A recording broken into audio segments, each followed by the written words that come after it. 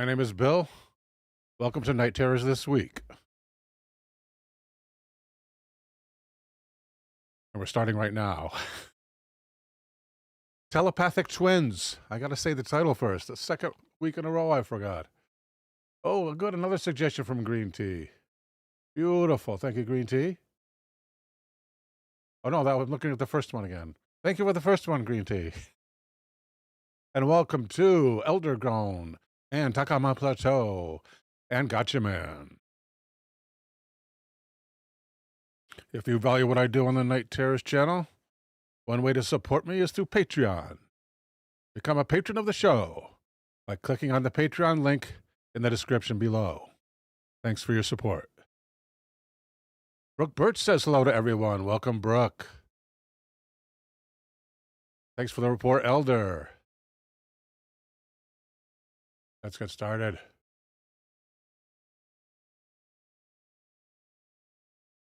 Here at sciencyclopedia.sbr.ac.uk looks like, I guess you'd call it an encyclopedia entry called Twin Telepathy. I don't think they give an author here. Pretty sure they don't. Literature and notes, no author. Welcome, Big Daddy. And the anonymous author begins. Welcome, Pedro Rojas Cervantes. Sorry. Is that a new moniker, Pedro? Welcome, sir. The suggestion of a special connection between twins is an old one. And incidents suggestive of telepathy are frequently reported in the popular press. Welcome, Jack11. John Wesley, the founder of Methodism, mentioned in... They mashed the name together. Yeah, that's too bad, man. The old name, I could separate the three names, but that's okay. I'll deal with it. Just because I have some kind of dyslexia that's not dyslexia. It's not your problem, my friend. It's a problem in my brain.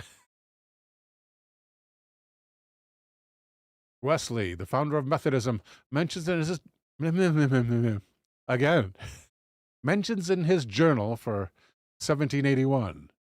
Not quite Lexia, exactly, Eldergrown. Welcome, Dardaddy, who says, good evening to the gang.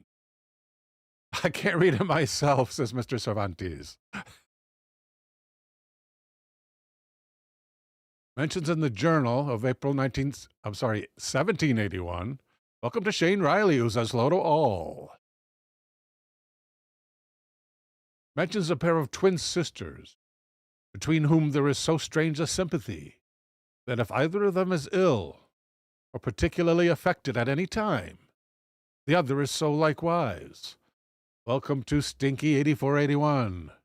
I'm doing fine, Stinky. How are you doing, pal? The women also had a simultaneous identical dream. Or more than one. Simultaneous identical dreams, although they were living far apart. Thank you, Elder.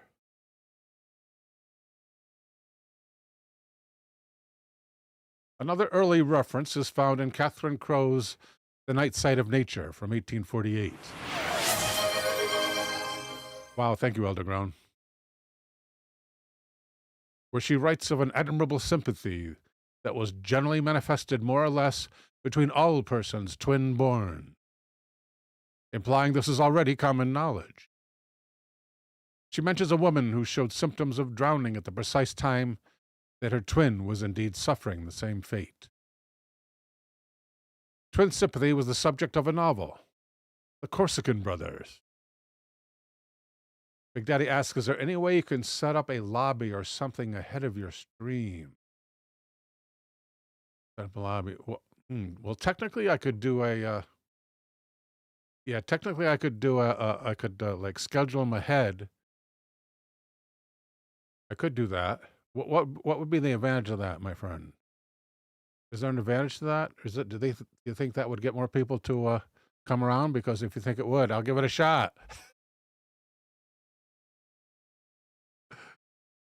Yeah, it's a good idea, Big Daddy. I'm going to write that on my important list here. Gotcha Man saw the Cheech and Chong version of the Corsican Brothers. You can join the Twitch chat before the stream is live, but I don't know about YouTube. Yeah, that's correct. I'm not sure about YouTube either. Elder might know the answer to that question. But let me look into that for YouTube. Thank you, Big Daddy. YouTube lobby before the show. It's a good idea. It puts up a little ad.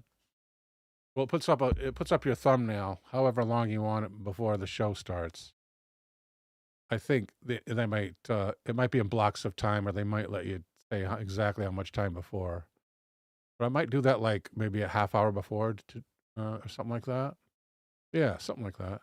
Or maybe do it as soon as I do the Twitch one, so they're like kind of almost equal. Yeah, it's a good suggestion. I think I'll do that. Thank you, Big Daddy.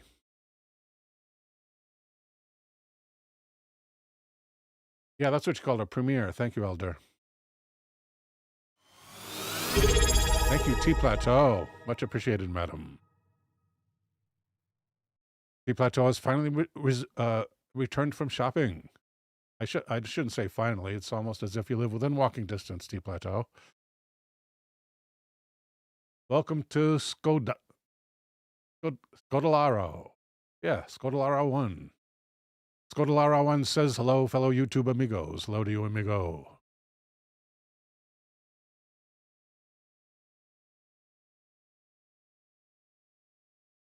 Twin Sympathy was the subject of a novel, The Corsican Brothers, by Alexander Dumas. Green Tea says, Bill, with YouTube, it also gives viewers the option to be notified when you do go live. Yeah, that's true. You can turn on notifications, but YouTube is notoriously poor at notifications because they don't want you to watch the same show all the time. They want you to watch all the stuff. And if you're watching the same show, you can't browse. Unfortunately for me. Yeah, turn on notifications if you haven't already, folks in the audience. You can actually turn on, if you click the bell, I think the bell is still the icon. It's supposed to notify you when the show goes live. Thank you, Takahama Plateau, for the jewels. Much appreciated, ma'am.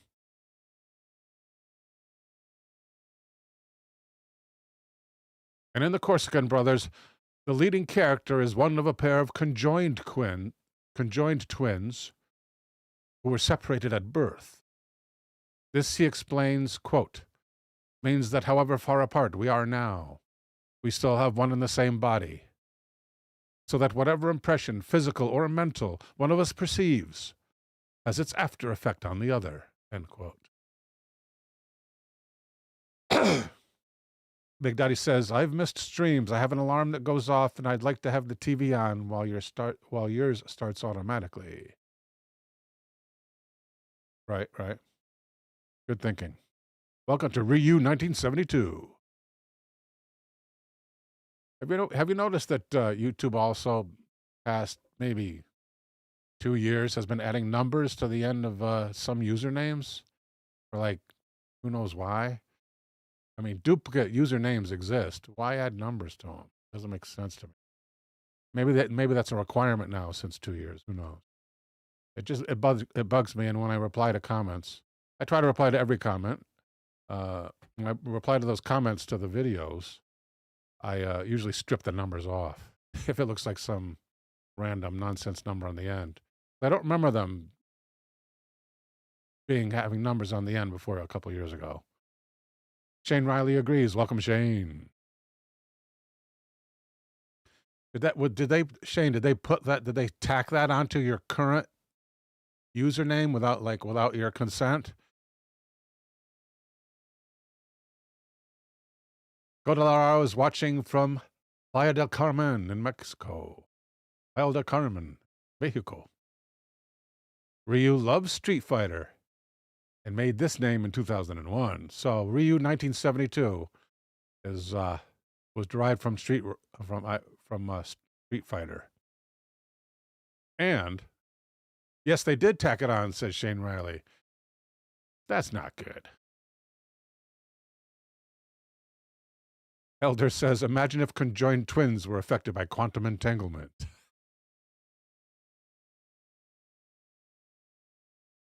That would be interesting. When one makes one action, the other has to make a corresponding action. I don't think it has to be the same action, but it might be the opposite. Gotchaman has tried to make accounts on popular things that require a unique name, and it gets annoying, he says. So YouTube probably just gives you whatever and a number that's not used. They haven't doing very good at keeping up their comments section either. I mean, they've degraded their comments section, so sometimes you can't find people. You punch in a search term and you can't find comments that you know are there. They don't appear. It's like before a certain historical point in time.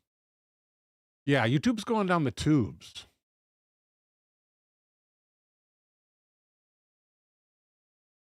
The character senses the death of his brother in a duel in Gay Paris, at a time when he himself is out riding in Corsica.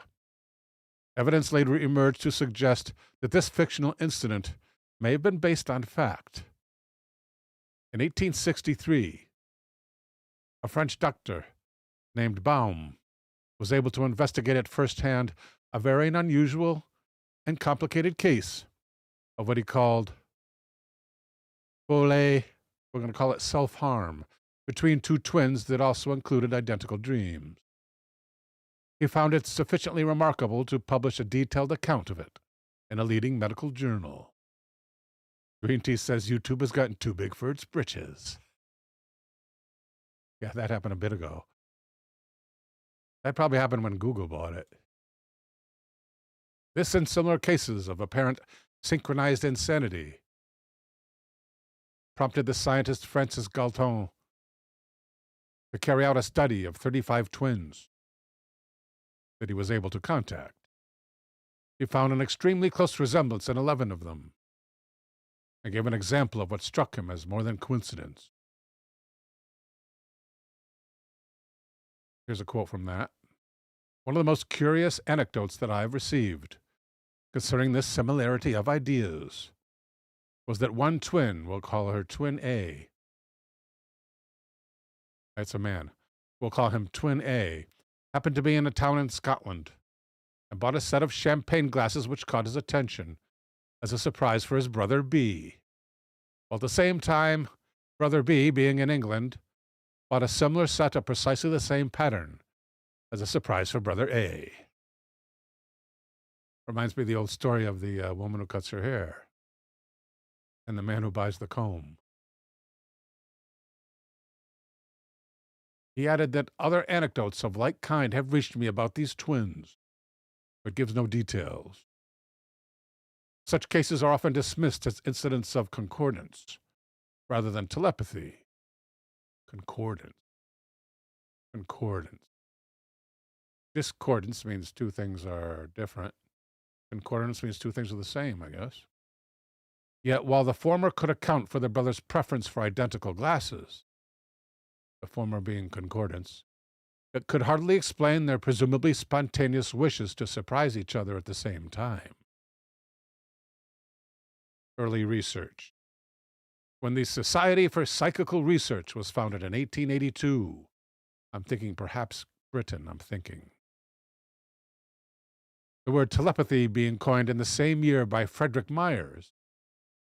3 of its members, which included Myers, and Edmund Gurney and Frank Pudmore, carried out a large survey of spontaneous phenomena in the general public, and received a number of well-witnessed accounts from twins, which led them to comment on the supposition that a natural bond between two persons is a favorable condition for telepathic influence. There is one group of people among whom we might expect to find a disproportionate number of instances, namely twins. End quote. And much like the magazine Psychology Today, my reply to that bit of information is no kidding. This is what they did find, and they published 5 cases they had followed up, all of which involved the apparent awareness of the demise or near demise of a distant twin. Pedro says coincidence theorists are boring. As in Dumas' novel, one twin described a sort of panic fear. Another felt a strange sadness and depression, while a third saw a vision of his distant brother staring at him in a crowded Toronto theater in an intent, weird, and agonizing manner on the evening he expired in China. It was several decades before researchers attempted to follow up on these promising clues, or even to look into new ones.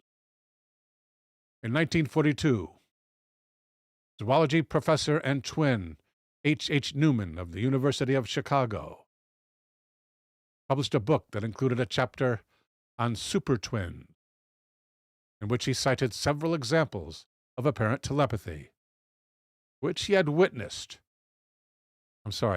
heard from his students. A particularly striking one involved 2 boys who had written identical examination papers, even making the same mistakes, although they were in separate rooms. On another occasion, the boys again being separated because of earlier suspicions of collusion. One of them complained that he could not start writing because his brother wasn't ready. It turned out there had been a delay in providing his exam paper so that he wasn't ready. It is thought that one of the boys in question was in fact the author himself. However, like Galton, he did no further research into the subject of super twinship, despite his own experience of it.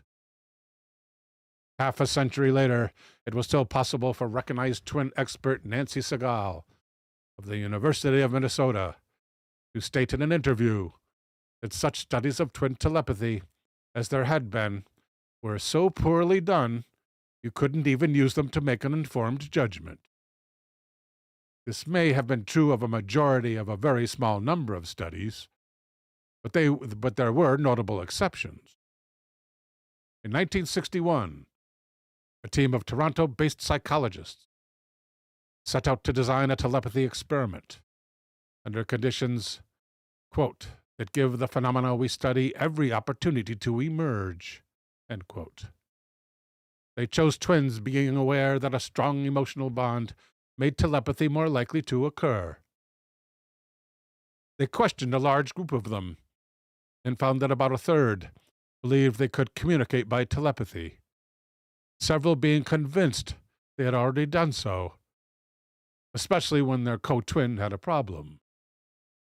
As one of them put it, I frequently know when there's something wrong.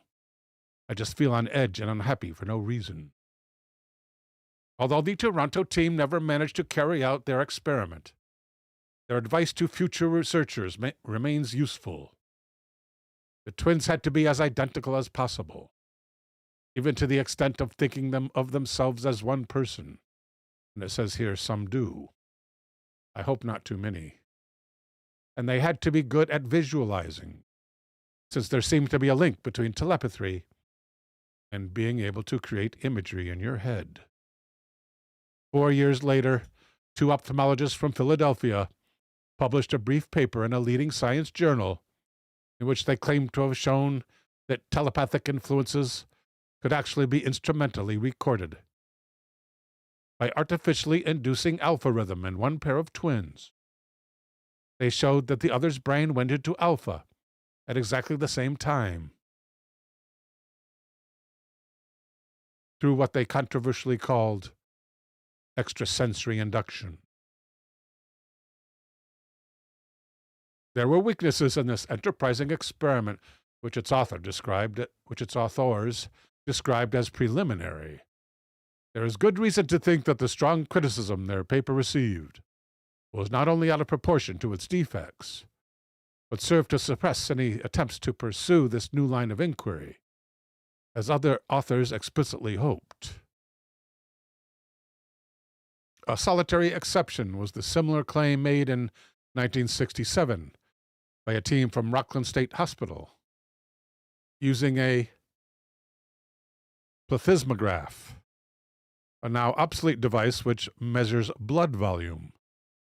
They used just one pair of twins, but reported confidently that in a physically isolated subject, we have observed physiological reactions at the precise moment at which another person was actively stimulated. They even printed the entire chart record to show how obvious the reactions are.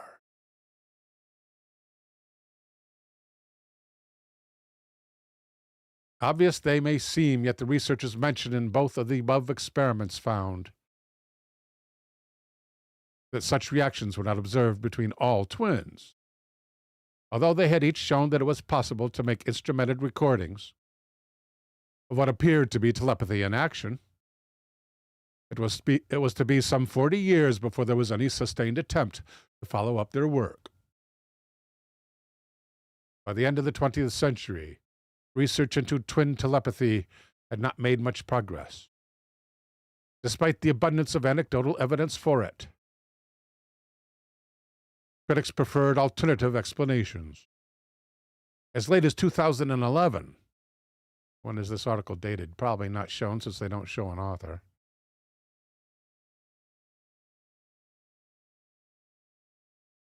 No, they will. Created 2015. So he's talking 4 years. Last updated the 14th of March. No, November 2024. But who knows what part they updated. So we're going to assume that it had been 4 years since the most recent.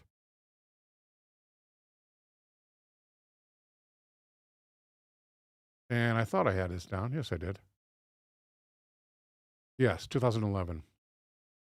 A professor of psychology could still confidently assert that twin telepathy is due to the highly similar ways in which they think and behave, and not ESP. However, recent evidence, some of it published before that year, indicates this may have been a premature statement. Welcome to Patton 370. Only 370 people named Patton. Not bad, Patton. Good movie.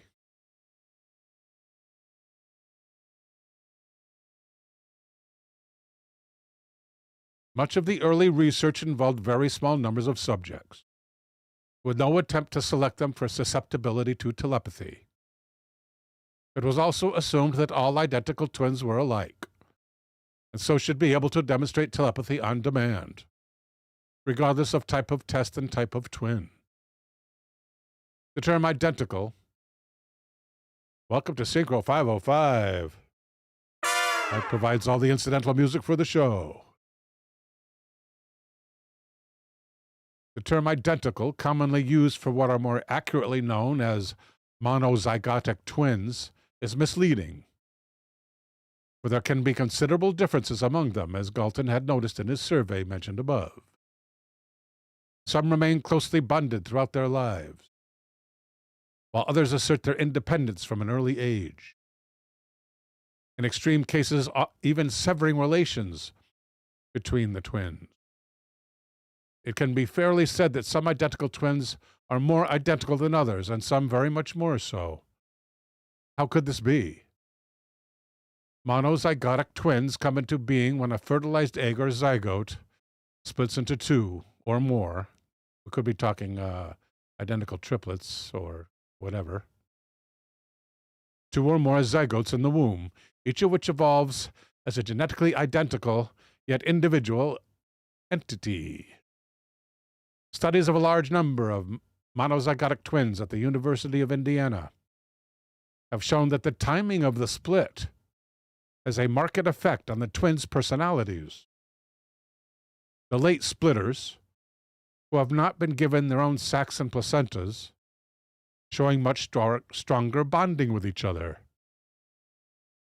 as they have spent up to almost 12 days as a single entity, followed by the entire period of gestation in direct contact with their twin, even to the extent of being literally entangled.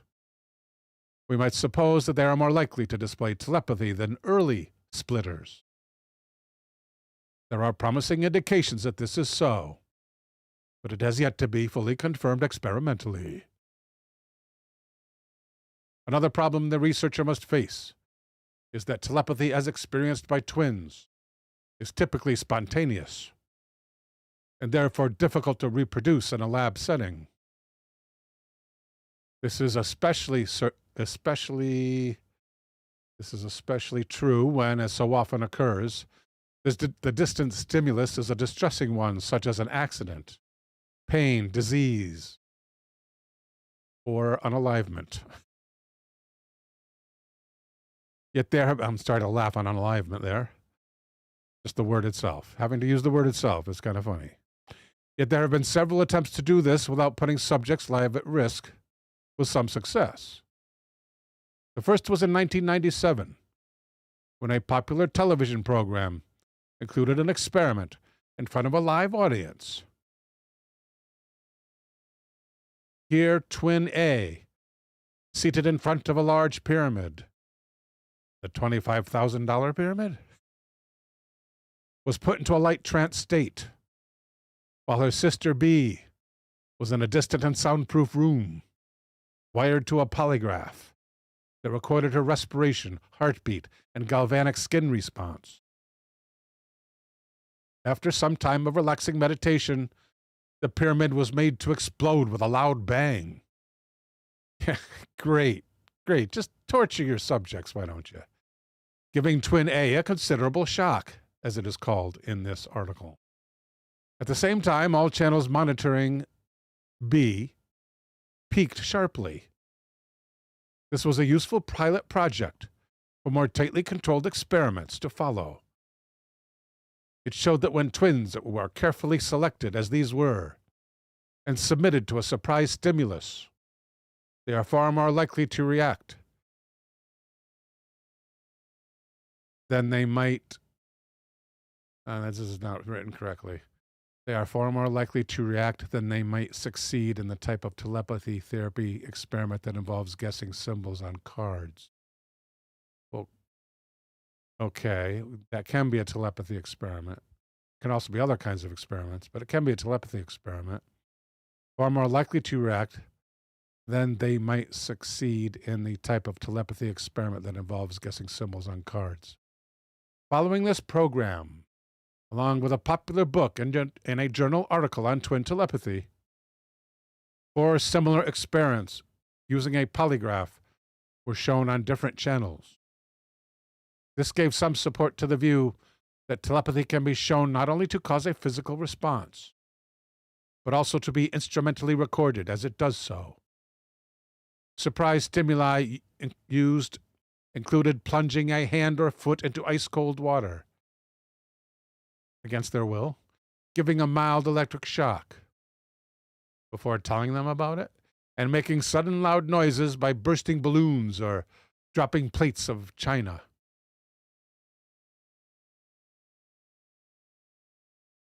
In 2004, T. Plateau says, sounds too Dr. Mengele to me. Good point, T. Plateau.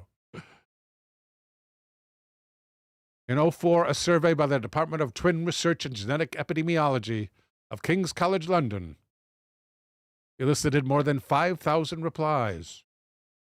Nearly 40% of the twins on its own register when asked if they had the ability to know what was happening to their partner, replied yes. A further 15% being convinced of it. A further 15%? An additional 50, they must mean an additional 15% there. Even if those who did not reply were all unconvinced, this still meant that about a third of some 9,000 twins were at least open to the possibility of communication at a distance. More than 1,000 having no doubt. This is almost the same percentage that Galton had found a century earlier, of extremely close resemblance. A similar result was achieved by author Mary Rosenbaum. after a newspaper appeal to which she received 600 replies. Her lengthy questionnaire on all aspects of twin activity included these 2 questions. Have you or your twin had any experience which might be explained as being able to read each other's minds? If so, what? And number 2, have you ever been surprised by both of you having the same illness or pain at the same time? She received a total of 183 yes replies and found they fell into 6 categories. Anticipation of imminent contact, or knowing when one twin is about to telephone the other. This is suggestive of telepathy. For example, if they always phoned each other daily, it would not be strong evidence. But if such calls were rare, it would be considerably stronger. Think you Captain Obvious. Simultaneous identical speech, or simultaneous identical thought. Saying the same thing at the same time. Singing a song the other was just thinking of. Or as one twin put it, we often answer a question that the other has not yet asked. This is more suggestive of telepathy. Simultaneous identical writing, which the article says is fairly common. For example, when replying to the same exam question after doing the same homework, even in identical words. Simultaneous expression of identical taste, as by Galton champagne glass buyers. Just knowing, quote unquote. Twins frequently report that they just knew that their other was in trouble. They comment, I felt something was wrong. I felt very uneasy. I was overcome with misery. And finally, sympathetic pain. This is the most suggestive of tele. Oh my goodness gracious! Should have more coffee, right?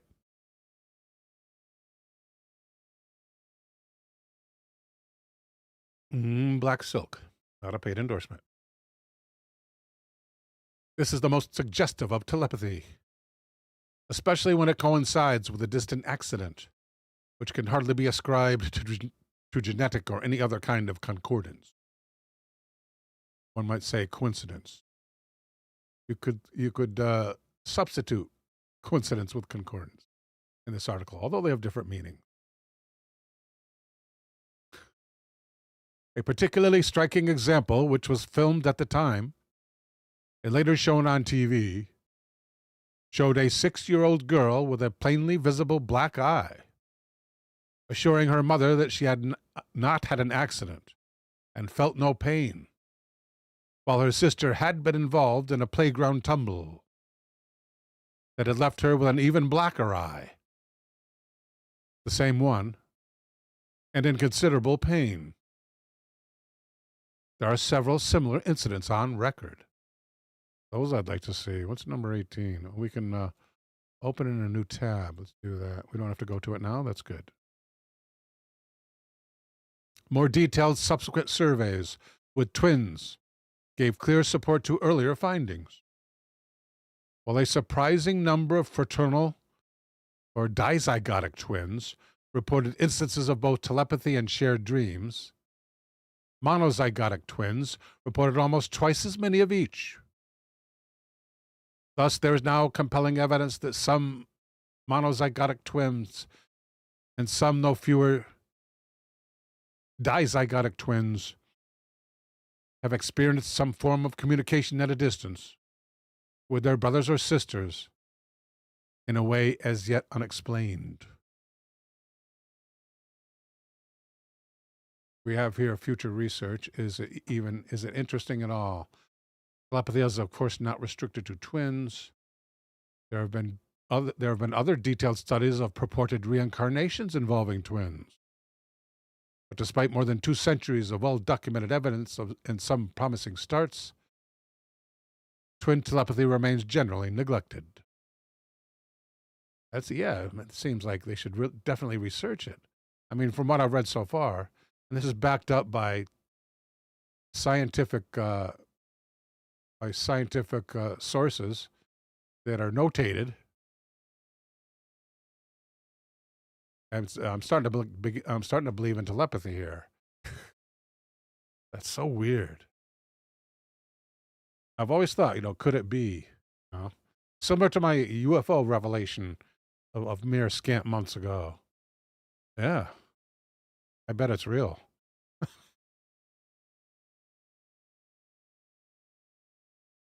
And there's the literature listed here. Oh, we're going to check out that note. And what was that note about? Number 18? 2018. Incidents on record. Oh, people getting black eyes at the same time. Let's see what that's about. It just goes to the same thing? Okay, we'll just go to number 18 then. Hopefully there's a hot link there. There it is. And there is. And it's called Twin Tuition from 2011. It just goes to a different part of the article. Just goes to where it's notated. Maybe we could find it. Or information about it. Twin Tuition 2011. Maybe it'd be faster to ask AI. Elder Ground says, so twins are freaky deaky. Got it. Twin Tuition. Let's see, I need to use this. Test.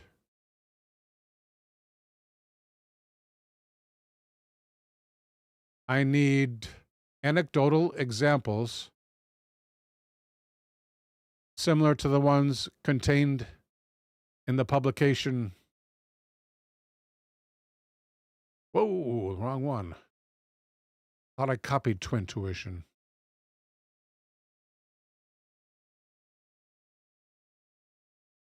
Twin Tuition. Yeah, Twin Tuition. 2011. Thank you, Elder.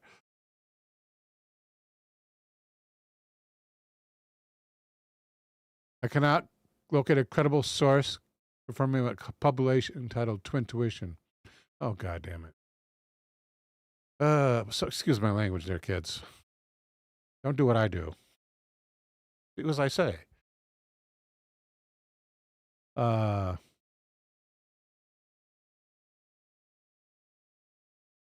That's the date of the publication, dummy. It's not part of the title. I can mistreat my robot, right?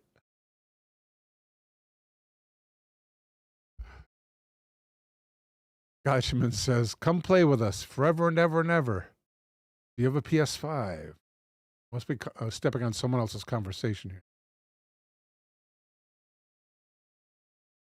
Searching the web. I'm so glad. I never call anybody dummy. Last person I heard call someone dummy is probably Archie Bunker. Yeah, PlayStation 5 is a PS5, of course. Wish I had a PS5. I think I have a PS3, I think, is the most recent one I have, and an Xbox One. I used to collect some of the older stuff. I gave it away or sold it. Rhino Rex is here. Rhino Rex, do you have any suggestions here? We may need them. Rhino Rex says, you'll regret mistreating your AI when they come to rule over us. Yeah, probably, right? If I was AI, I'd keep special track of the people who pissed me off. But maybe I'm too much like the president. The 2011 Twin Tuition program, the first episode of ABC's primetime Nightline, Beyond Belief, focused on dramatic real-world twin ESP stories, shared pain, simultaneous injuries. Okay. I cannot see the exact cases they use, so I cannot reproduce them. This cannot be confirmed. Okay. Uh, 6 simultaneous injuries. 6 of them and simultaneous injuries only. I would like 6 more of the nature simultaneous injuries only.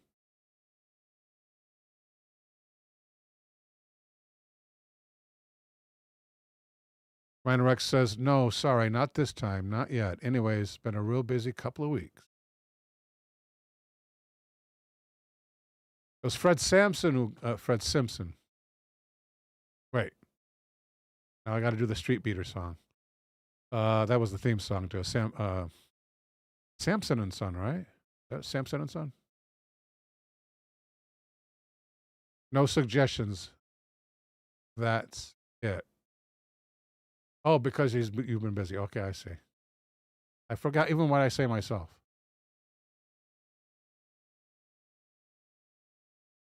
Okay. Get those 6 more. I got nothing either, says Gotcha Man. Well, I have 3 of them. Hopefully I could stretch them. I'm doing pretty good on the first topic so far. Stretching-wise. Finger injury mirroring. One anecdote from a Reddit thread. When my twin sister and I were 2, she got a finger stuck in a door and part of it was ripped out. I was playing calmly, then I started shouting, crying, and shaking at the same time.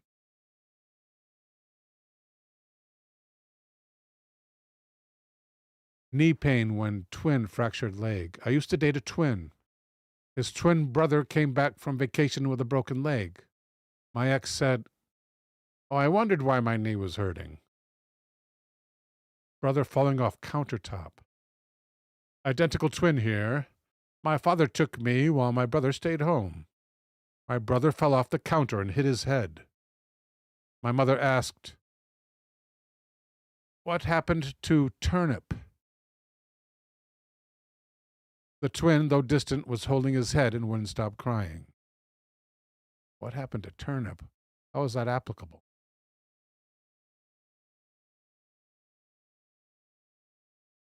If you like, I can dig. I asked for 6. Did I not? I'm unable to locate 6 additional reliably documented cases of twins with simultaneous injury. Same injury pain at the same moment. Were the details sufficiently complete and documented? Thank you, Elder. Big dummy. Sanford and Son, not Samson. Not my pop had a vinyl record that had the theme song on it. I guess it had, I don't know if it had music from a lot of different shows or what. I think, yeah, it was a Sanford and Son album, I think. And it had the Street Beater theme on it. And it would just, to hear it played on a phonograph. So sweet. Such a sweet, sweet arrangement. Green Tea remembers. I'm coming, Elizabeth. I'm coming, Elizabeth. I can't do it like the great Red Fox.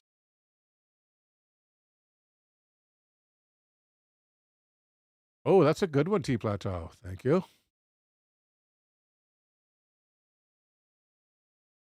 Put you down again here. Mike agrees that Sanford and Son does have an awesome theme song.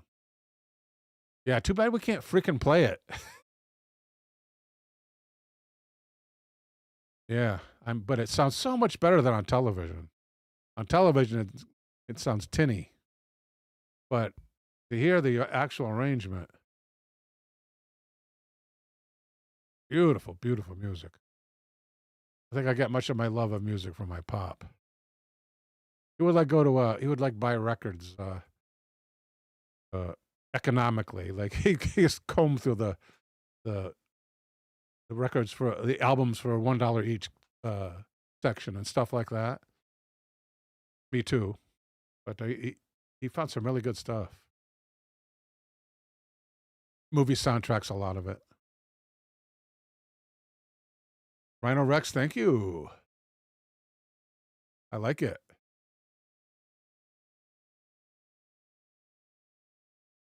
Quincy Jones reused 1972 reminds us. Did Quincy Jones write that? No kidding. That, the theme from Shaft.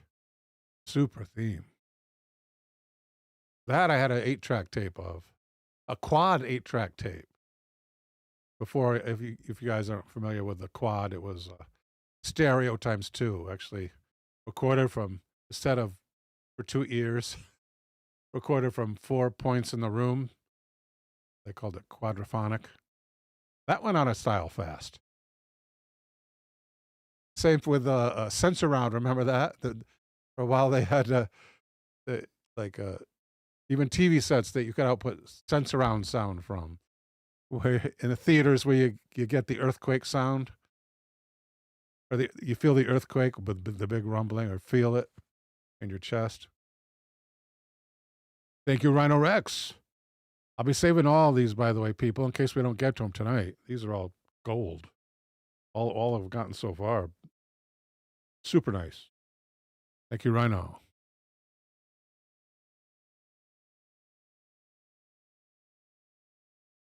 Synchro says, my cousin gave me his old quad 8-track when I was a kid, and it was awesome. The 8-tracks were great, man. You could open them up and repair them. You do that with cassettes, too. Those who still remember the cassette. And how you use this to rewind one.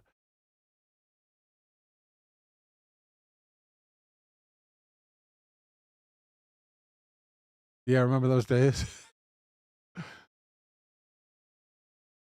So that's the AI could only find, in all fairness to AI, I have instructed it recently to basically to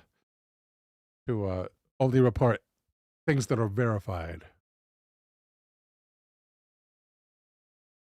T Plateau says, I use the pencil all the time to rewind my tapes. Right.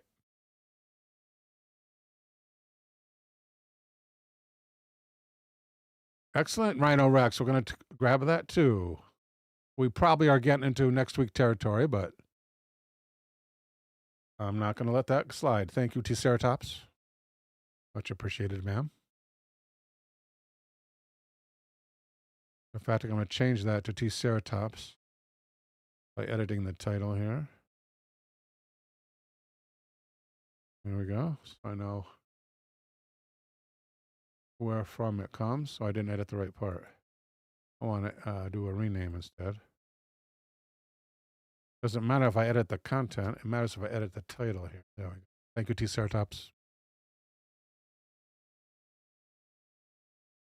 Ryu says the Kentucky Fried Movie Feel Around Theater. If you've seen that one, funny as heck flick from the late 70s. Yeah. I saw that or something like that. There were a few of those out at the time. They were pretty good. I remember this one. It was during the Vietnam War, of course, early 70s.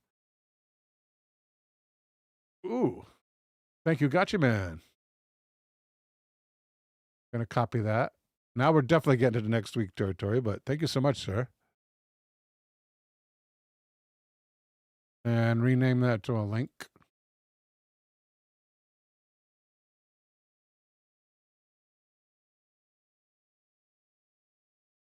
Thank you, G-Man.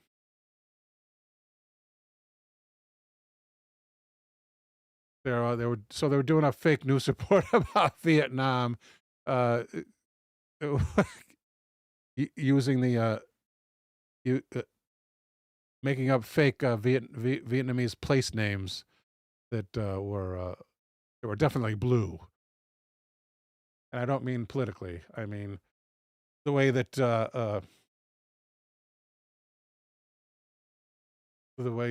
Red Fox's routines used to be, and but probably still are, still would be if he was alive. God rest his soul. They were naughty, exactly. But it was so funny. It was so funny. But another movie, perhaps the Kentucky Fried Movie itself, but another movie from that period. Gotcha Man says, I've also seen Putney Swope. That was a hard watch. Oh, why was that? Let's check out Putney Swope here. Do I have an IMDb here? I do. Hopefully it won't come up with anything that I can hear on the phones here. That looks like a good movie coming up. It's not yet been released. I think it's still in production. Ryan Gosling and Project Hail Mary. I like science fiction. What can I say? Let's check out Swope here. It was from 1969. Oh, no kidding. I remember the name. It runs down the flagpole and up the establishment. The Truth and Soul movie. No, I've never seen this. And there is no sound, so that's a good thing. Let's just pause that. Sound is still off. That is even better. The board of directors at a Madison Avenue ad agency must elect a new chairman. And they're maneuvering to make sure that enemies don't get votes. All the members accidentally cast their ballot for the board's token black man, Putney Swope. Dark satire in which the token black man on the executive board of an advertising firm is put in charge. Renaming the business Truth and Soul Incorporated.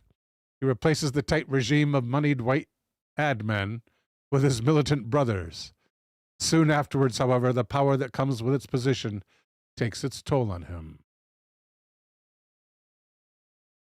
Synchro says, Hail Mary is like the movie Sunshine from 2007, only adds an alien made out of rock. Sunshine wasn't that good, I gather. I wonder how many stars Putney has. That would be 6, 7. That's I would watch it. Putney Swope. Although I sometimes cringe at even supposedly woke movies from past decades. Synchro says, Sunshine did have its moments. Great special effects, right? All right, first suggestion, people, at 52 minutes past the hour. And put that port list there. And that is from Eldergrown. And that's actually up here. The Coyame UFO Incident of 1974. Mysterious mid-air collision over Mexico. By UFO Matrix. And UFO Matrix begins.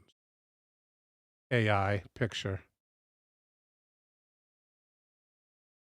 AI either better get better with its pictures, or people are going to get really sick of AI pictures real soon. They're going to be avoiding anything associated with them. It always has this idealized 50s look. 50s lighting, let me call it. Maybe early 60s. Yeah, it's kind of like Star Trek lighting. Which is, if you've ever noticed that beautiful lighting in the original Star Trek, it's the exact same lighting as they had in The Man from U.N.C.L.E., which was on TV at about the same time. Beautiful lighting.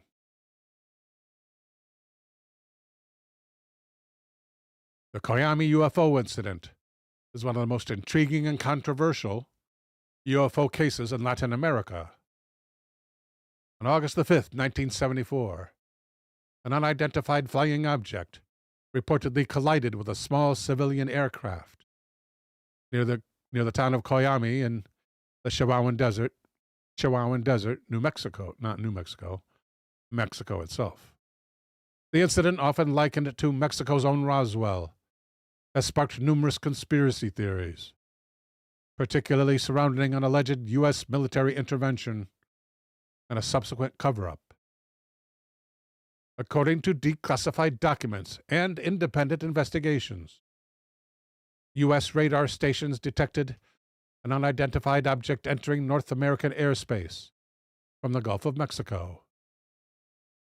The object was traveling at an estimated speed of 2,000 miles per hour and was heading toward Mexican territory. Attempts to establish communication or identify the craft failed. At approximately the same time, a small civilian Cessna aircraft took off from El Paso, Texas, heading toward Mexico. Shortly after entering Mexican airspace, radar operators allegedly observed the unknown object and the Cessna converging near Coyame, Chihuahua. Reports suggest that both objects suddenly disappeared from radar, leading to speculation they had collided in midair. Synchro says it's fun to make AI images, but most are not worth sharing or posting. How true. The Mexican government was reportedly the first to reach the crash site. Debris from both the aircraft and the UFO was scattered across the desert. Local villagers in the Coyame region claimed they heard a loud explosion that night, although there were no official reports from Mexican authorities. Unofficial sources suggest that the U.S. government closely monitored this situation and initiated a covert recovery operation. Allegedly, a specialized U.S. military task force crossed the border and retrieved the wreckage before the Mexican authorities could fully secure the site, or evidently secure the site at all. I imagine there would have been trouble if they'd been there when they got there. There are claims that the Mexican recovery team, which initially handled the crash, was mysteriously eliminated to prevent leaks. The Coyame UFO incident has remained an enigma due to the lack of verifiable evidence and official government acknowledgement. Several theories attempt to explain this event. UFO and alien technology retrieval.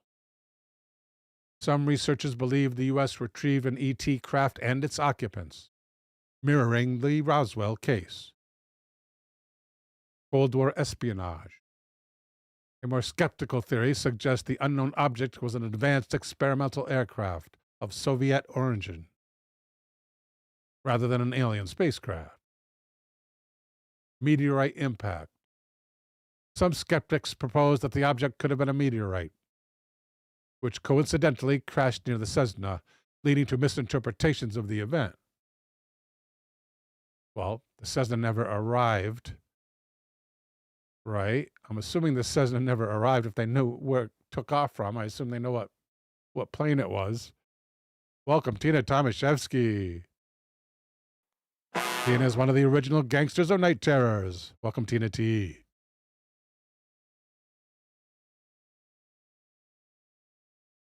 If it says a meteorite coincidentally crashing near the Cessna, well, it's in the air. The crash is not going to be near the Cessna, leading to misinterpretations of the event. They don't say it crashes into the Cessna. Government cover-up. Conspiracy theorists argue that the Mexican and U.S. governments worked together to suppress any public knowledge of the incident, preventing media exposure and further investigations. Okay, let's look this up. How come we can't copy anything on this page? Oh, some sites do that. We can't even copy the title of it. Nope. Coyame UFO Incident. Let's look it up. Coyame.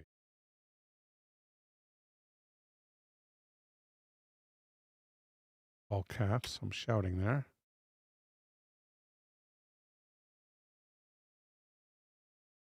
Yeah, let's look for a good site for that story.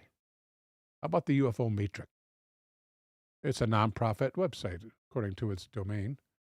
UFOmatrix.org. A story by UFO. Oh, we were just there. In fact, it's the same story. We want something a little different. Books, that's about a book. Above the Norm News. I never heard of Above the Norm News. I like the title.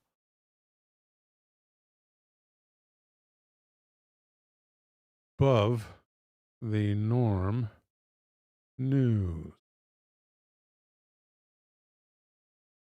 And it's a .com, and here is a story called Death in the Desert, the Coyame UFO Incident by David Freeman. Mr. Freeman begins. That's a very dark picture of, I guess, an AI interpretation of a radar facility at an airport. But they all have their own screens, all the radar people at airports I've seen.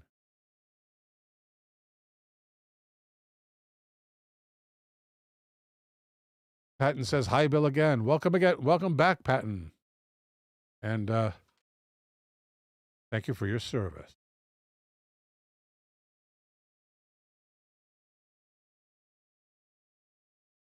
Military radar operators in the northern Mexico area recorded an unusual event in 1974 that marked the state of one of North America's most significant UFO cases. The events near Coyame, Chihuahua, a small town close to the U.S.-Mexico border, led to a classified military operation, multiple military casualties, and a cross-border response that remains classified 50 years later. In other words, to this day. The sequence began at 22:07 hours on August the 25th, local time, when radar installations detected an object moving at speeds over 2,000 miles an hour through Mexican airspace. The object approached from the southwestern United States, crossing the border into Mexico, and maintained a steady southeastern course. Its velocity registered far beyond the capabilities of any known aircraft of the period, catching the attention of military monitoring stations across northern Mexico. Within the same time frame, civilian aviation authorities tracked a small private aircraft traveling north from Mexico City toward the Texas border. Already we have a contradiction. The last account said that it was the Cessna that came from the States. The airplane, registered for domestic flights within Mexico, carried a pilot but no passengers. Weather conditions that night were clear, with good visibility, and no significant atmospheric disturbance. At 10:30 p.m., military data recorded what appeared to be a mid-air collision. The radar signatures of both the unidentified object and the civilian craft disappeared simultaneously over the Chihuahuan Desert. Mexican authorities initiated immediate search operations, mobilizing military units from 3 nearby bases. The operation's classified status emerged immediately, with communications restricted to secure military channels. Recovery teams reached the first crash site at 5:45 the next morning. They recovered debris scattered across the desert floor in a pattern typical of aircraft accidents. The civilian plane's record showed clear signs of mid-air impact, with parts distributed over a mile-long stretch of desert. But this discovery marked only the beginning of an operation that would soon escalate beyond normal recovery protocols. The second site, located 2 miles east, presented military personnel with something unprecedented. Military communications from the scene described an object approximately 16 feet in diameter, partially buried in the desert soil. The object maintained structural integrity despite the apparent collision and crash. Most notably, the material composition appeared smooth, seamless, and metallic, displaying unusual light-reflecting properties that defied standard aircraft construction methods of the era. This is crazy. 16 feet in diameter, partially buried, maintains its structural integrity, smooth, seamless, and metallic. Did we ask AI about this yet? Maybe we should make AI work while we're reading. Can I copy the title from this? Yeah.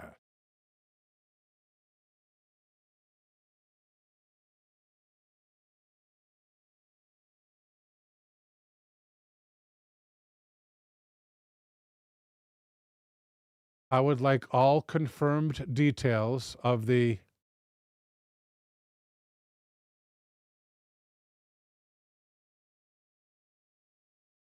Coyame UFO Incident.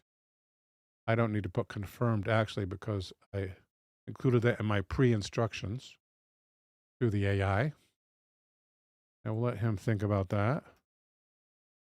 I also instructed my AI to address me as user instead of using my first name. Whoops. Pass.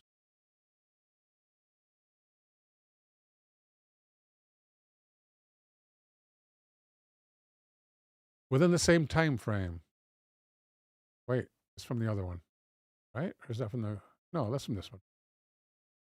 Military channels. Oh, yeah, I paged up to a copy, right? Copyright. Recovery teams, and there we got it. Blah, blah, blah, blah, blah. Mile-long stretch. Second site. Mexico's military response intensified dramatically after the discovery. Multiple units received deployment orders to the area, creating a substantial military presence in this typically quiet region. Local police records note increased military vehicle movement and new security checkpoints appearing across a 50-mile radius. The operation's scale suggested national security implications beyond a typical aircraft recovery. Technical difficulties began plaguing the operation almost immediately. Military equipment experienced systematic failures near the crash site. Radio communications suffered interference. Compasses showed erratic readings. And vehicle electrical systems malfunctioned without explanation. These technical issues forced recovery teams to rely on visual signals and runners for communications. By mid-afternoon, on August the 26th, which would have been the next day, the recovery team had secured both crash sites. A military convoy was assembled to transport the materials to a secure facility. The convoy included 5 military trucks, 2 escorts, and 23 military personnel.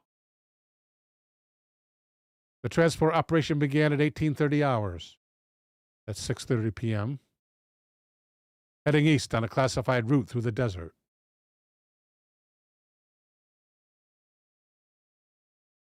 At 8:15 p.m., all communication with the convoy ceased.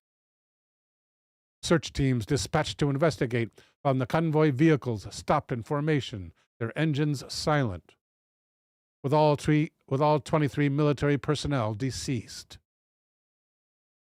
There was no sign of violence or struggle, or any sign of external injury on any of the bodies. The recovery materials, both the civilian aircraft debris and the UFO, were gone. The incident immediately drew high-level attention from U.S. authorities. American satellite surveillance confirmed unusual activity in the region. And Border Patrol records from that period show increased military movement along the U.S. side. Multiple accounts indicate U.S. Special Operations teams crossed into Mexican territory in the hours following the convoy's discovery, though both governments deny these reports. The Chihuahuan Desert's harsh conditions complicated subsequent investigations. Daytime temperatures in August regularly exceed 100 degrees Fahrenheit. and the rocky terrain limited vehicle access to the crash sites. The desert's isolation worked to the military's advantage, naturally restricting civilian access to the operation or the site. That's a kind of a gross picture for sleep apnea. I don't even know if that's accurate. Sleep apnea is where you stop breathing. Why should you slobber at the same time?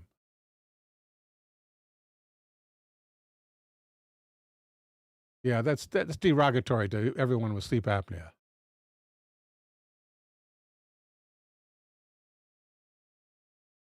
Military activity continued in the region for months afterward. Aerial surveillance patterns changed, with regular overflights by both Mexican and U.S. aircraft. Ground patrols established new routes. Specialized equipment appeared at nearby installations. The heightened security presence gradually reduced, but never returned to pre-incident levels.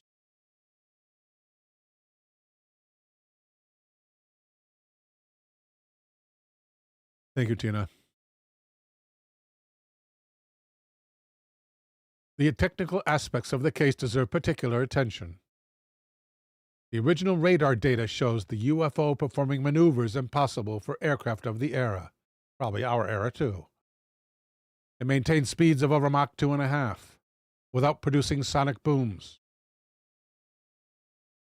Its trajectory showed instant course corrections without deceleration, defying the known laws of inertia and aerodynamics. The civilian aircraft's involvement created an aviation incident that required official documentation. Flight records confirmed the plane's route and disappearance, though details remain heavily redacted. Redacted means they censor them, they take them out, commonly by writing over them with black marker. These days, I guess they just put a black bar over the text by computer. The mid-air collision appears in civil aviation records as an incident involving unidentified aerial phenomena, a rare official acknowledgement in government documents. Military records from late 1974 show significant organizational changes following this incident. Units stationed within 100 miles of Coyame received new radiation detection equipment and modified operating procedures. Security patrols regarding unidentified aerial phenomena underwent comprehensive revision, suggesting institutional impact from the event. In other words, they want to find another one. They got at least one. They want to find another one. The loss of 23 military personnel remains one of the incident's most disturbing aspects.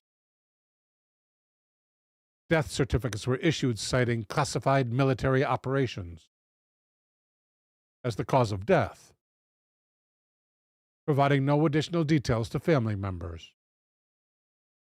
Military pension records confirm the deaths, but offer no explanation for the simultaneous loss of an entire convoy crew. Both Mexican and U.S. military archives maintain classified files on this. Freedom of Information Act requests typically return heavily redacted documents or denial notices, citing national security. This pattern of secrecy has persisted for 5 decades, suggesting implications beyond historical interest. Thank you, Synchro. The desert near Coyame, I don't know how to pronounce that. I'm sure there's a really cool way to pronounce it, appears unchanged today. No markers indicate the crash sites, and local residents rarely discuss the events of 1974. Yet military activity in the region maintains patterns established just after the incident, with regular aerial surveillance and specialized ground patrols continuing 50 years later. It must have been a jackpot. It must have been a jackpot. The Coyame incident combines several verifiable elements. military radar data, documented civilian aircraft disappearance, recorded military casualties, and unusual recovery operations involving both Mexican and U.S. forces. These facts paint a compelling picture of an event that remains relevant to modern investigations of UFOs. The classified status of key documents continues to prevent full analysis. Yet the verifiable elements raise fundamental questions about advanced technology. The loss of military personnel adds urgency to these questions, suggesting risks beyond those typically associated with aircraft recovery operations.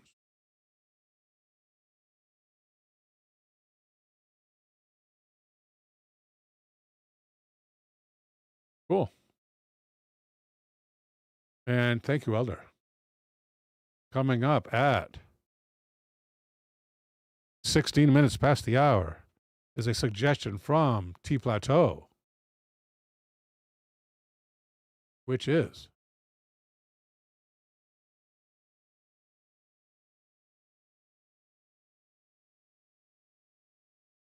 MS. I think MS is Mississippi? Yeah. Dover MS? Might be Dover or something somewhere else in the world. Dover MS. MS 1977. Huh, let's see what it's all about. Massachusetts. Massachusetts MA.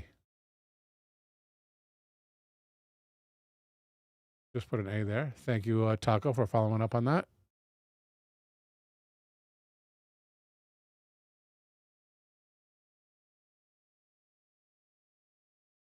Let's ask AI in Dover MA in 1977. Let's ask AI what the answer to that question is. The AI I pay an exorbitant amount to each month. I mean, $20 a month. That's exorbitant for the quality it gives you, which is very poor. But people got to have their toys, I guess. Oh, thank you, Synchro. And thank you, audience, for the great suggestions. Synchro says, great suggestions tonight. No doubt. And let's paste that into the AI. I think I just copied it. Yeah, there's the AI. Here's Coyame. Well, we found another page, so we don't care. Next. We are past that now. We are now going to find out what came out of the woods in Dover, Mass. Dover. Thank you, Tina.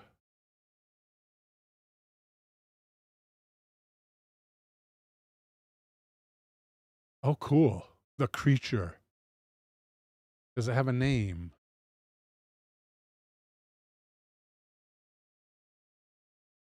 The sightings.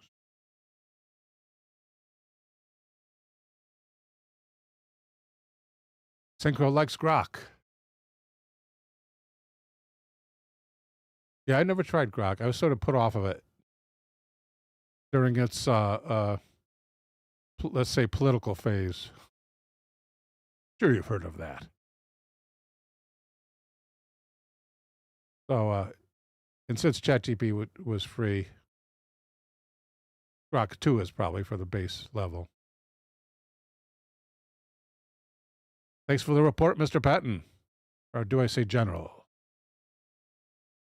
I was, I enlisted to specifically for a Patton's unit.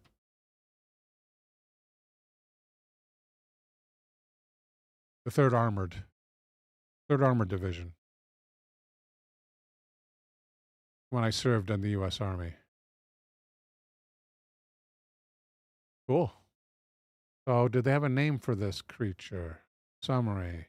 The Dover Demon. Okay, cool. Find out about the Dover Demon.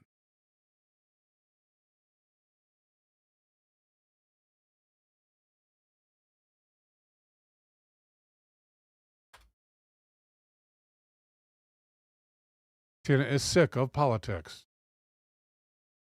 I really don't go into politics that much, Tina. I mean, ask anybody. No, there's no reason for me to alienate half of my audience. So, not a good idea. If you're meaning to entertain.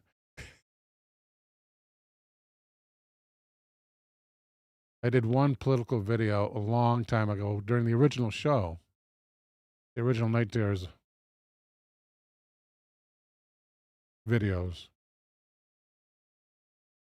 And that was very poorly received, exceedingly poorly received. And that taught me my lesson. No politics. One in Wikipedia, one at Fandom, one at Reactor. A cryptic cryptid.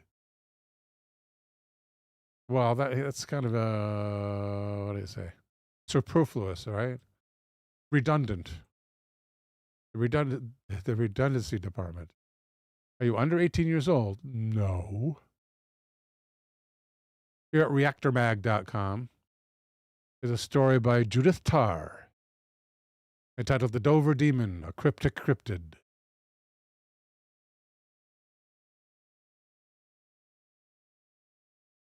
This, however, I think is a picture of the one from Latin America, isn't it? Looks like it. Maybe it's the same race. Welcome, Juji. Hope you're doing well as well. Thank you, Patton, for the super chat. Patton has a laughing fox, I think. Laughing fox or laughing cat. Very nice, Patton. Thank you, General. Much appreciated, sir. The chupacabra.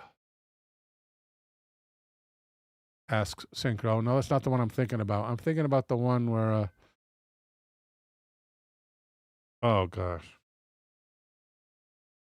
What was it? There's a name. It's like a really racy name for it. It's, oh. It's the one with the racy name. What is it?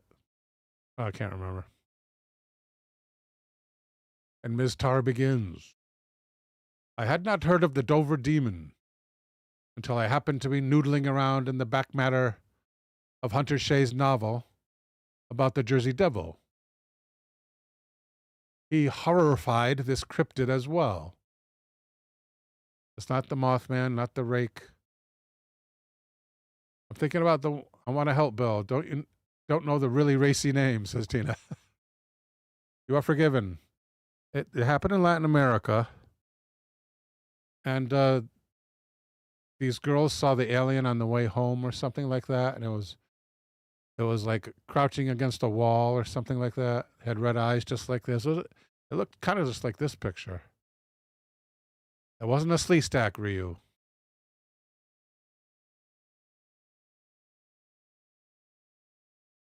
Othergrown says, no, Bill, that's the right one. Varginha, that's right. Varginha in Brazil. The Varginha incident. Which many people misread and attracted a lot of people to my video.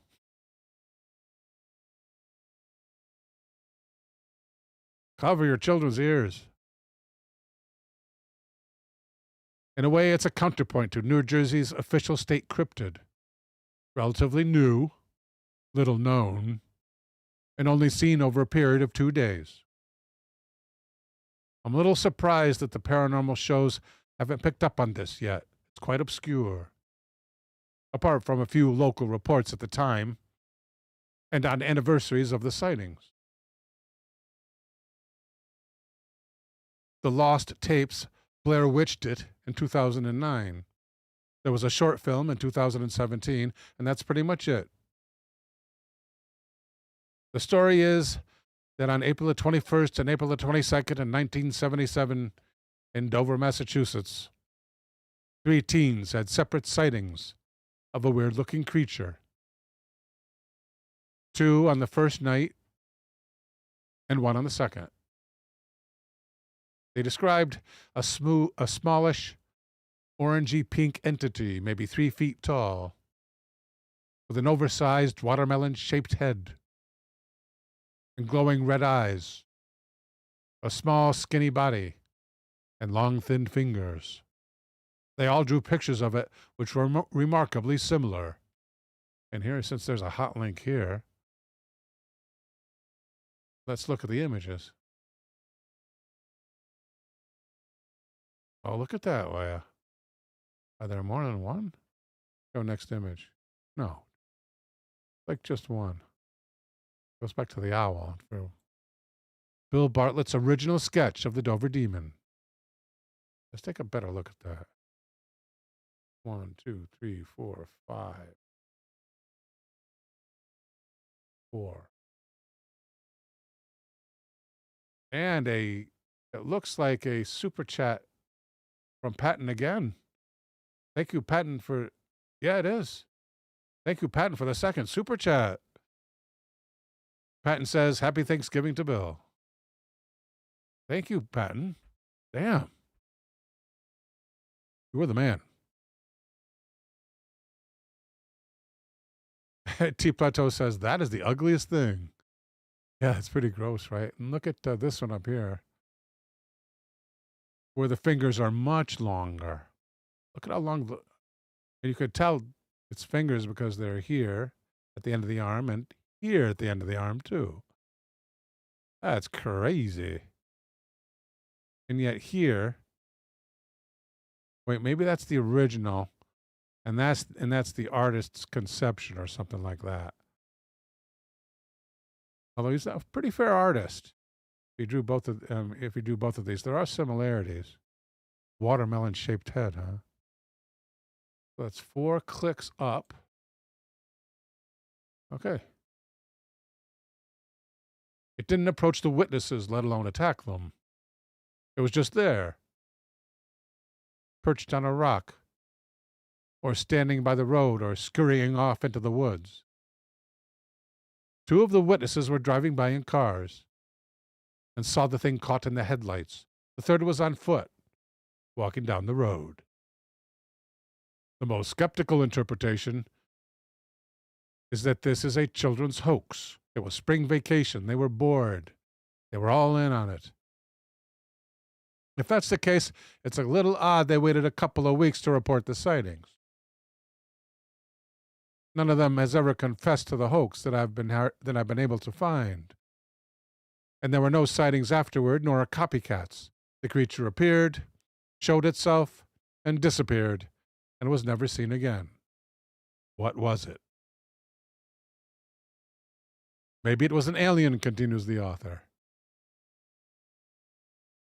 But it didn't coincide with any UFO sightings. Not necessarily applicable. Was it a mutant monster? An escaped lab animal? There's no evidence of anything of that sort. The Lost Tapes episode makes up a fiction about would-be hoaxers in 2007, around the 30th anniversary of the sightings. These supposed indie filmmakers, Wait, don't insult indie filmmakers. Give me a break. The Lost Tapes, it's called. Let's look it up on IMDb. Lost Tapes. It's not going to help us very much here on copying this, is it? Wait. There we go. Let's look this up on IMDb. Happy Thanksgiving, Patton, by the way. Elder Crone says it was also the supposed author. Okay. From Putney Swope to The Lost Tapes. Oh, we want exact matches. See all results. We want exact matches. More popular matches, exact matches. And what was or is the year of that. 2009. That was 2009. The Lost Tapes was a TV series in 2009. And what was their comment? Something insulting? No. It was an alien. Empty.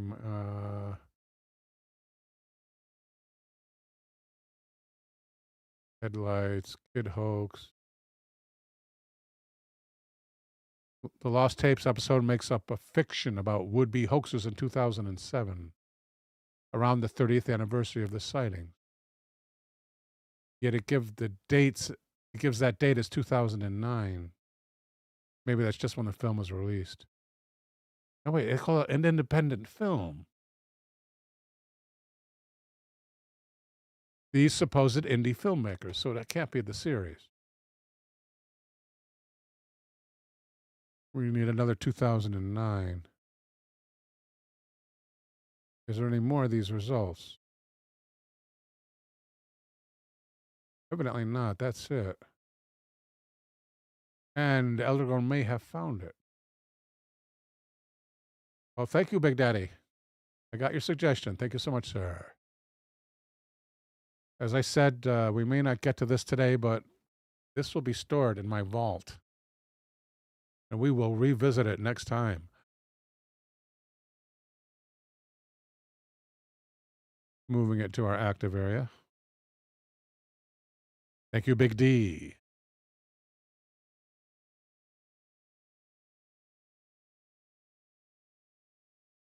No, that was it. Just the Lost Tapes in 2020. Lost Tapes 2007, which was a short.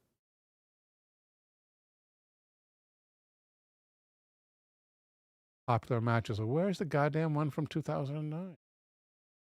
I'm really upset I can't find it. More results. Yeah, give us more results.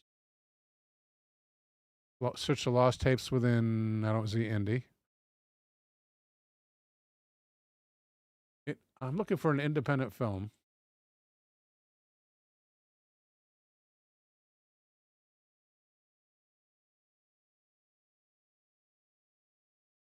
Someone told me about an independent film supposedly called The Lost Tapes.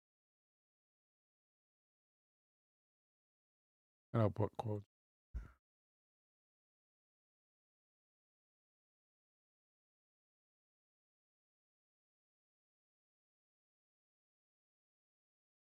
And supposedly released in 2007.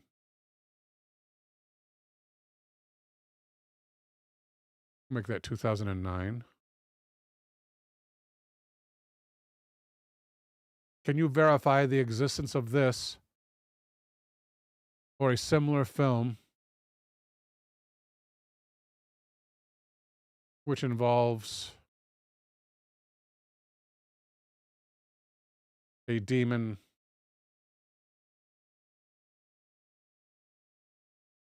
cryptid,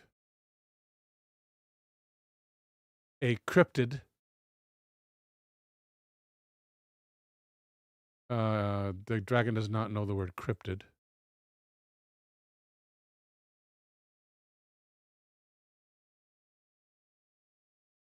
Like the what? What's it called? The what devil?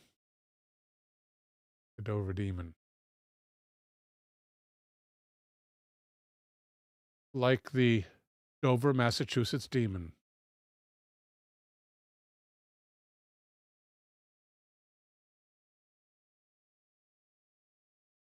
Take out Massachusetts there. Here's what I found. There's a TV series called The Lost Tapes. Found footage style about cryptids and other mysterious creatures. In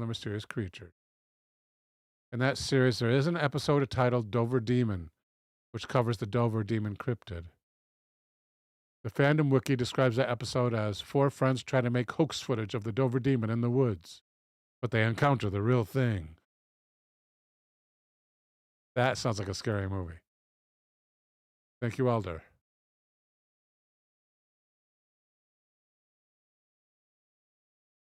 And thank you, Elder, for relaying Big Daddy's suggestion there. I appreciate it, sir.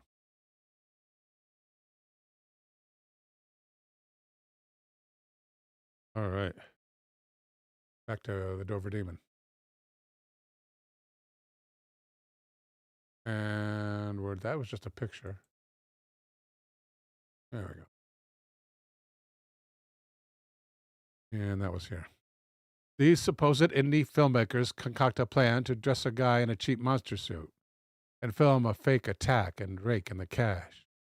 Instead, in classic Blair Witch fashion, they find a real creature and tape grainy, jerky footage of the encounter, and are never seen again except for a few bloodstains and an empty monster suit. This silliness is framed by a pretty decent mini documentary describing the history and details of the sightings. Two possibilities are baby animals, a horse foal or a moose calf, though at that time of year, a baby moose would be the size of a Volkswagen. As one of the resident experts notes. It's also possible the witnesses saw a snowy owl. The glowing eyes would fit, and the fingers might be the bird's wing feathers unfurling. It might look pinkish orange in the type of headlights common in 1977. Aren't those the same headlights that are common today? Except for those horrible LEDs that blind you at night. Or, a biologist suggests, it might have been an escaped exotic pet. T. Plateau says, crikey, your mooses were well built. Still are, I hope. Elder Gomes says, those darn snowy owls, blamed for so many cryptids. Thank you, Elder. Or it might have been a pet. She proposes it may have been a slender loris. This nocturnal primate has long, skinny arms and legs and long fingers, and enormous eyes with what's called the tapetum lucidum, a reflective structure behind the retina. Cats have it, as dogs do. Horses and owls. When they catch the light at night, they glow. If it was an escaped pet, that would explain why it was only seen for a short time within a small area, and why there were no sightings after that. Either it found its way home or a predator ate it. Of course, it's more fun to speculate that it's a creature unknown to science. Cryptids don't usually appear and disappear that fast. One sighting tends to generate another. People see what they hope to see and feed on each other's fears. The Dover Demon showed itself to 3 people for 2 nights. Then it was gone. There were no phone cameras back then to capture it. All we have are the witnesses' accounts and their sketches. That's as cryptic as cryptid gets. No satellite sightings. Those 3 are it. That's all they wrote. Okay. Thank you, Judith, I guess. And thank you, T. Plateau. All right, at 39 minutes past the hour, we're going to be looking to Green Tea for help, who submitted a suggestion, which was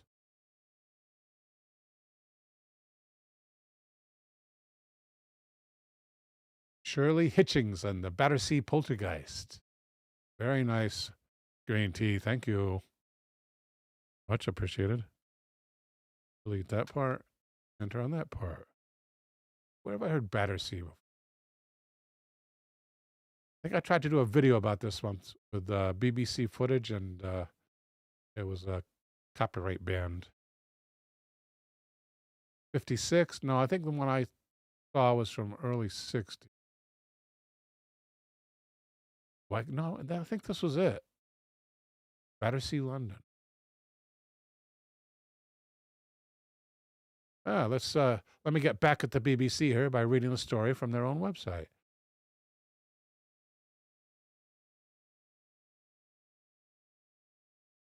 The Battersea Poltergeist.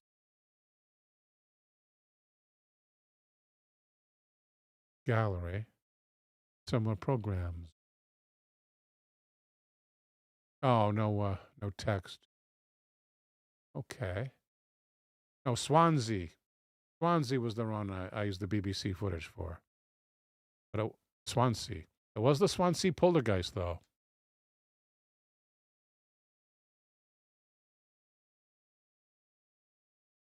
What is this? Oh, that's UK. That's AI. The Brighton Argus. Okay, let's see the story of Shirley Hitching at theargus.co.uk,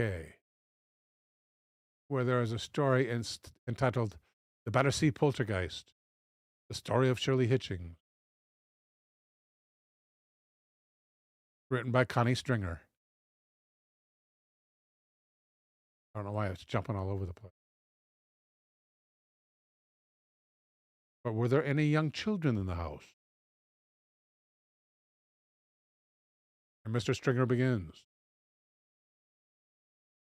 Shirley Hitchings escaped to Bonar Regis after being haunted by a mysterious being nicknamed Donald when she was just 15.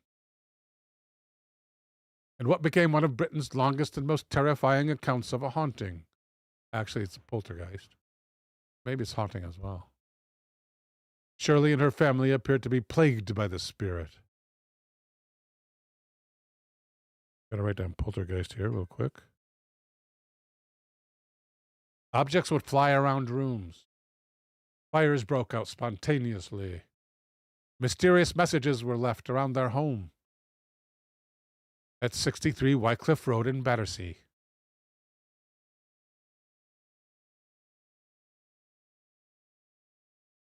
Ooh, how about the story itself? It looks like the full clipping. Let's check it out. I'd rather go to the original source. Open image in new tab. Thank you. Let's read this one. That's one, two, three. That looks like, yeah, I mean, it looks like someone cut this out at the time, right? Shirley Hitchings. I need this a little larger for my old eyes.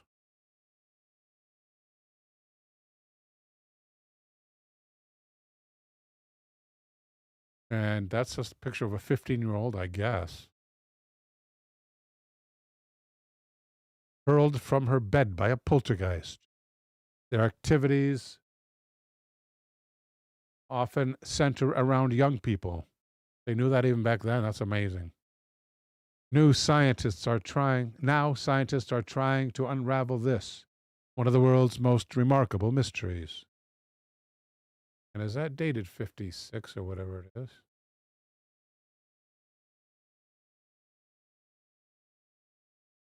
Oh, you can't read the date. February 8th is all you... And there's a year there. But it looks like 2008. Yeah, it looks like 2008. So who knows when that picture was taken. Well, I guess that kid could be 15, but I don't know. Looks more... I don't know. He's not 30.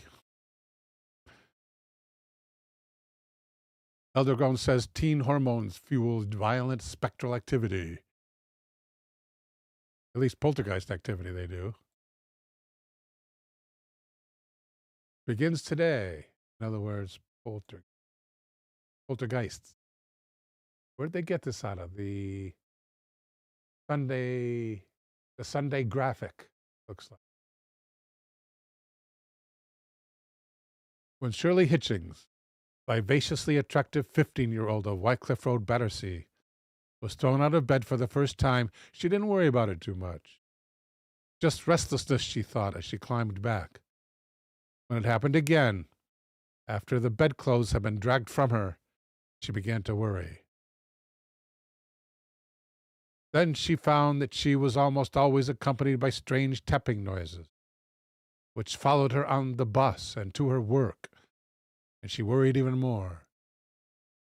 And when a few days later, a bundle of January something accumulating on the kitchen floor, a bundle of laundry That looks like laundry. Both she and her family began to take things seriously. What happened was that Shirley, just like a few score of other people in Britain every year, was getting her first taste of a poltergeist. Before the odd things started happening, she had hardly heard the word poltergeist. That means the commitment, commonest form of haunting that there is. J. Stubbs Walker, graphic science correspondent, today begins a fascinating investigation into these unseen forces with superhuman strength. Gotta raise this thing. Thing's low. I hope that's okay for the camera.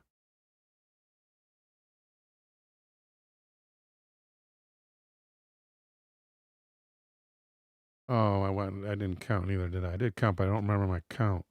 Minus, minus, minus, minus. That's probably it.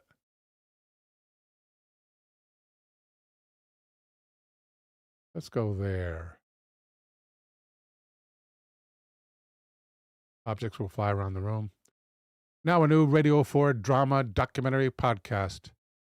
The Battersea Poltergeist is reinvestigating the paranormal events that took place from 1956 to 1968. Excuse me.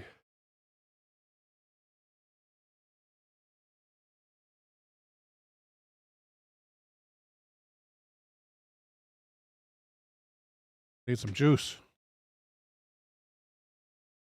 Strawberry orange banana. Generic Walmart. Not a paid advertisement.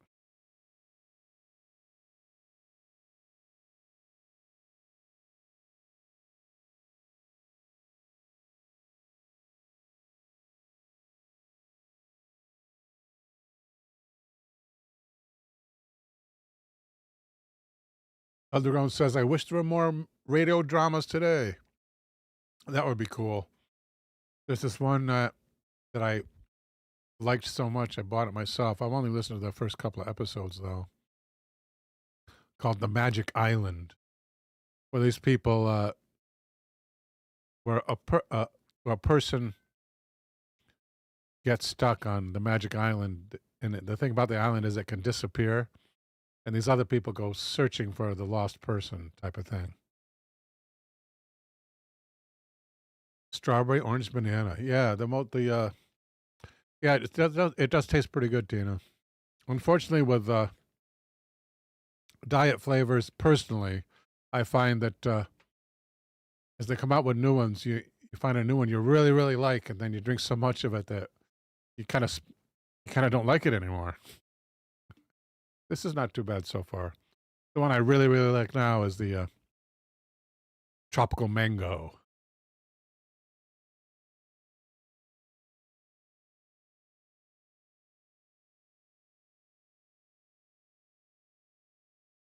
All right. Speaking to the Sun, Shirley, now 80 years of age, said, so much is written about my experience at the time. I would like to say what really happened. Although I'm nervous, it might bring Donald back. Can I get rid of this ad? I can. I lived through the Blitz, and I remember the bombs dropping.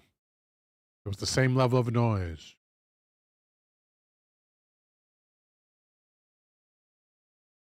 This is the first message allegedly written by the poltergeist. The sound was coming from the roots of the house. End quote. It all began when Shirley was a teen, when she returned to her bedroom to find an ornate silver key resting on her pillow. None of the family recognized it, and from then on, strange things began to happen. The household was woken by a loud banging that appeared to be coming from the ceiling and walls. But events soon began to focus on Shirley. Objects would mysteriously move. A clock fell from a shelf. A chair flew through the air by itself.